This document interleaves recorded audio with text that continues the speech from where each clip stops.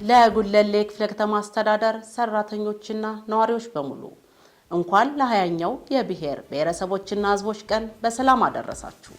20ኛውን የብሔር ብሔረሰቦችና ህዝቦች ቀንን ስናከብር የመላው ኢትዮጵያን ቁጭት የነበረው የአባይ ግድብ ማጠናቀቅ በራሳችን አቅም መሆኑ ዓለምን የመሰከረልንና ለአፍሪካውያን ትልቅ ተምሳሌት መሆናችን ኩራት ሊሰማን ይገባል። እኛ ኢትዮጵያን የመጽናት የመከባበርና የመተባበር ሴቶቻችን ሁለንተናዊ ለውጥ አምጥተውልናል።